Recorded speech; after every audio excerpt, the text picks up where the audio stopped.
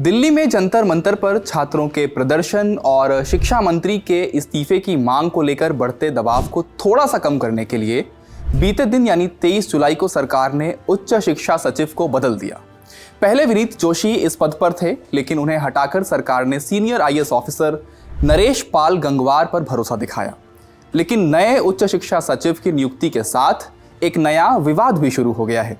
ये वही नरेश पाल गंगवार हैं जिनको लेकर द इंडियन एक्सप्रेस ने 1 महीने पहले ये रिपोर्ट छापी थी कि उन्होंने खीरे की खेती के लिए अपने ही परिवार के 3 लोगों को 1 करोड़ रुपए से ज्यादा की सरकारी सब्सिडी दे दी। नई नियुक्ति से पहले नरेश पाल गंगवार पशुपालन और डेयरी विभाग के सचिव थे।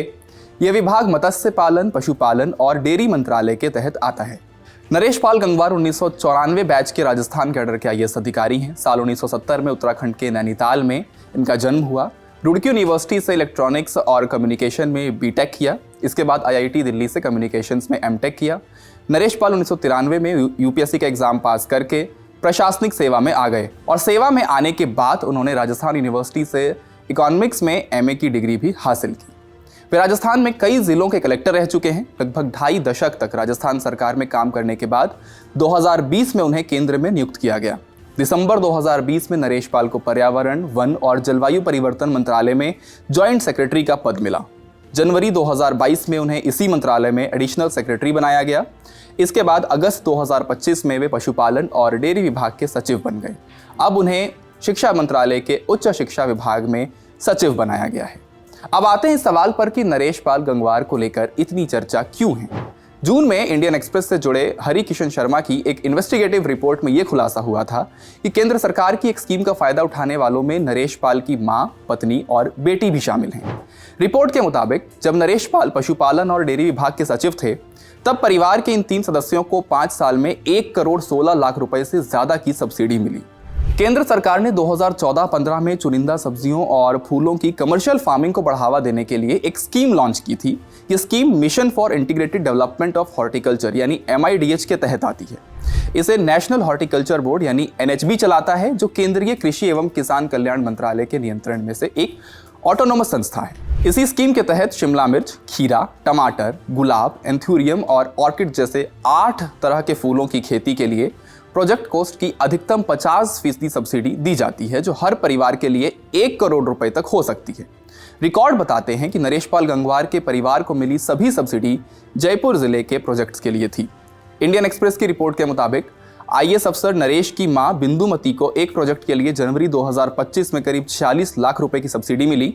प्रोजेक्ट का एरिया 8880 वर्ग मीटर और लागत करीब 1 करोड़ रुपए है।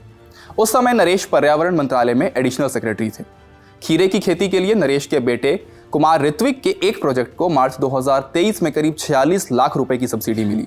एरिया 8736 वर्ग मीटर और प्रोजेक्ट की लागत 98 लाख रुपए है। तब नरेश पाल गंगवार पर्यावरण मंत्रालय में एडिशनल सेक्रेटरी थे। नरेश की पत्नी डॉक्टर रंजीता सिंह और अन्य के नाम पर लिस्टेड एक प्रोजेक्ट को 2021-22 में खीरे की खेती के लिए करीब 24 लाख रुपए की सब्सिडी मिली। प्रोजेक्ट का एरिया 4048 वर्ग मीटर और लागत कुल 49 लाख रुपए है। मई 2020 में जब एप्लीकेशन प्रोसेस शुरू हुआ, तब नरेश पाल राजस्थान सरकार में एग्रीकल्चर प्रोडक्शन कमिश्नर और प्रिंसिपल सेक्रेटरी थे। इंडियन एक्सप्रेस के ईमेल से पूछे गए सवाल का जवाब देते हुए नरेश पाल ने बताया था कि AIS आचरण नियम 1968 की धारा 2B में परिवार के सदस्य की परिभाषा दी गई है। इसके मुताबिक सरकारी कर्मचारी पर पूरी तरह से निर्भर लोग, जिनमें माता पिता या बेटा बेटी शामिल हैं, परिवार के सदस्य की परिभाषा में आते हैं। उन्होंने इसी जवाब में आगे कहा, इस संबंध में मैं ये बताना चाहता हूं कि मेरी मां और मेरा बेटा मुझ पर निर्भर नहीं है। मेरे सर्विस रिकॉर्ड में भी ये साफ तौर पर लिखा है कि वे मुझ पर निर्भर नहीं हैं। चूंकि वे मुझ पर निर्भर नहीं है, इसीलिए AIS आचरण नियम 1968 के मुताबिक उनसे जुड़ी जानकारी वार्षिक संपत्ति वितरण में भरने की जरूरत नहीं है।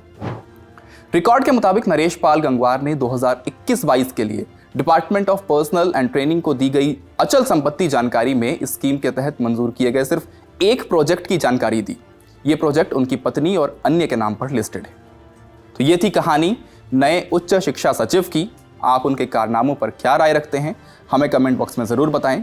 ललन टॉप देखते रहिए। इस वीडियो में इतना ही। शुक्रिया।